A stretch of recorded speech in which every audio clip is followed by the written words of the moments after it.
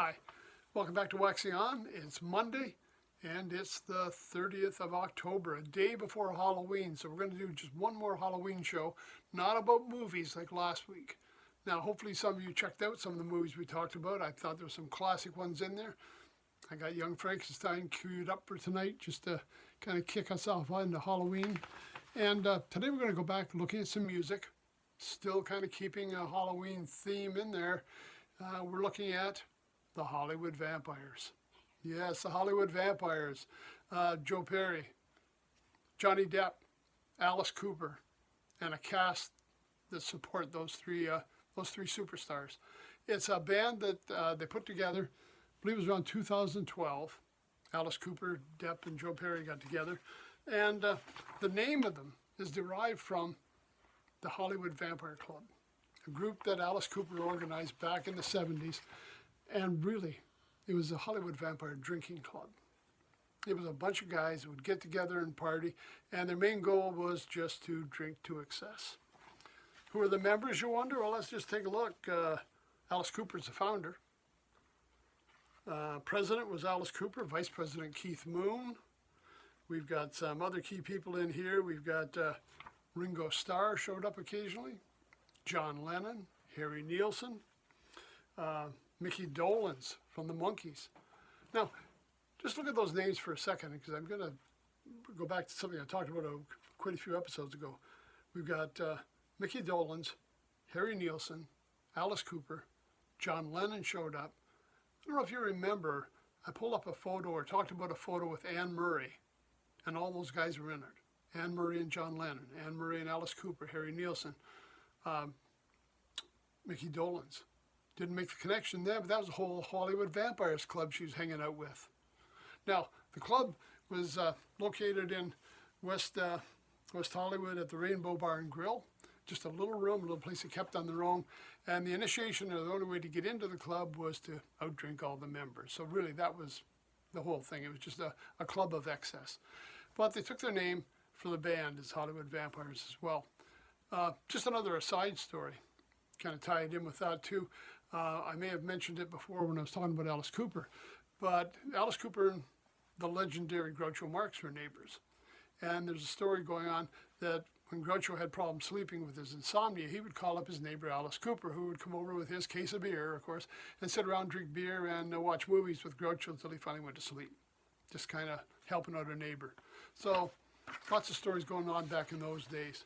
Anyways, Hollywood Vampires, 2012, putting out an album. They've actually got 3 albums out, one live in Rio, and then 2 others. We're going to look today at their self-titled album, Hollywood Vampires. And a lot of covers on here, a lot of great tunes, obviously hard rock, keeping the Alice Cooper style. And I'll just give you some idea what we have on here. First song, Last Vampire, Johnny Depp co-wrote it. Bob Ezrin and Christopher Lee, that master of the horror movies. It's one of the last recordings Christopher Lee did before he passed away in 2015.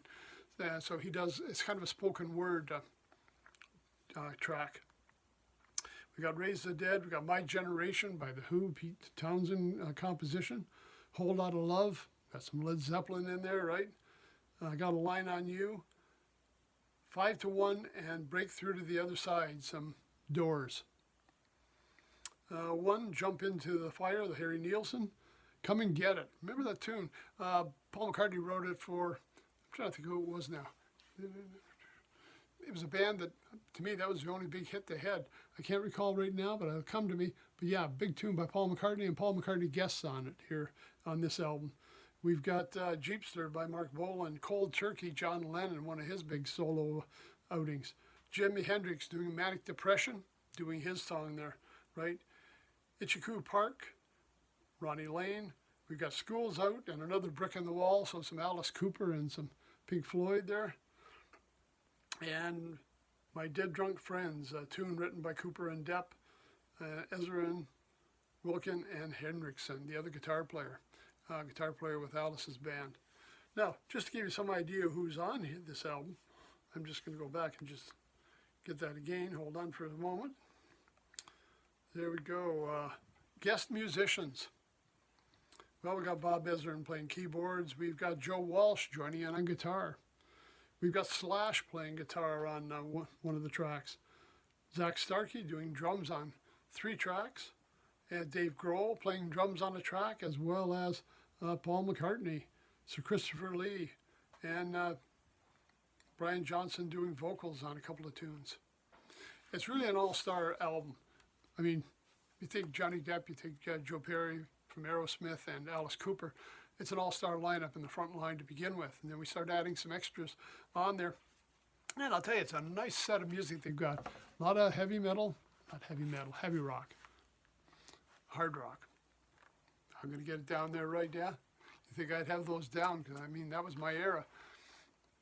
Tunes, I mean, from Led Zeppelin to Pink Floyd to Paul McCartney. I mean, it's just a great set of music, a great group of players. Now, the only thing I didn't like, when they credit the players, they're crediting Joe Perry and Johnny Depp both with lead and rhythm guitar. And like I say, I'm getting this, obviously, online. I don't have a hard copy. I don't really know who's playing what in the different tunes. It doesn't tell us who's actually soloing on the specific songs. Now, some of you that may be more familiar with maybe Joe Perry's sound and things like that could say, yeah, that's him playing. I don't know Johnny's sound. I assume Johnny was more of a rhythm player and Perry was more of the lead player, but they're crediting them both with rhythm and lead. And again, I have to say I've never really heard Johnny play on his own to know what his style sounds like. But check out the albums, Live in Rio. And I believe there might even be a video for that one around, or obviously there's going to be videos online. I've seen a couple of clips in there. It's just a great album. It kind of ties in with our Halloween theme. Thought it nice to promote that. Also, Alice Cooper just released a new album in the last few weeks, I believe. Well worth checking out as well. Still going after all these years. I mean, man, that was back in the early 70s. And he's still out there putting out new albums. And one more piece of news, Beatles fans. The last Beatles single released tomorrow, worldwide release. The Beatles' final song. Check it out. That's it for Monday. Hollywood Vampires. Have a great Halloween. Don't eat too much candy. More treats than tricks, okay, guys? We'll see you on Wednesday. Till then, take care. Stay safe. Thanks for stopping by.